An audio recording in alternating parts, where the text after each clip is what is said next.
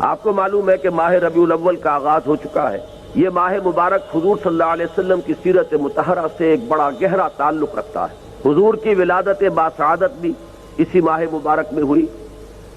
اگرچہ تاریخ کے بارے میں اختلاف ہے۔ حضور کا انتقال بھی اس ماہ مبارک میں ہوا، اور وہ متفق علیہ تاریخ ہے 12 ربیع الاول اصل میں حضور کا یوم وفات، اور اکثر محققین کی رائے یہ ہے کہ آپ کا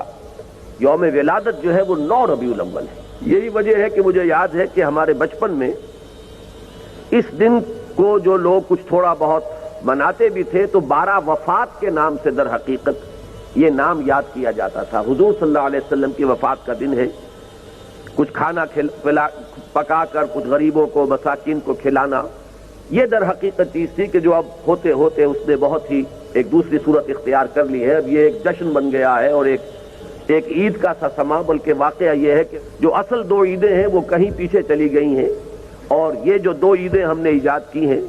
ایک عید میلاد النبی اور ایک عید استقلال، اگر ہم جائزہ لیں تو شاید یہ 2 جو ہے زیادہ فور گراؤنڈ میں آ چکی۔ لیکن یہ کہ جہاں تک آپ کی ولادت اور آپ کے وفات کا اس ماہ مبارک میں ہونا ہے وہ ثابت ہے۔ مزید برآں حضور کا ورود مدینہ منورہ میں بھی ماہ الاول میں ہوا ہے۔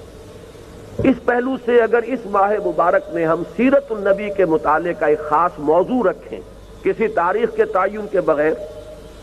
اس مہینے کی مناسبت سے سیرت مطہرہ پر گفتگویں ہوں، غور و فکر ہو،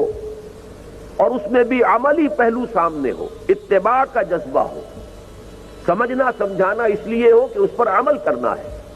تو یقیناً یہ چیز ہمارے لیے بہت مفید ہوگی اور ہمارے بہت سے امراض کا شاید اس سے مداوع ہو۔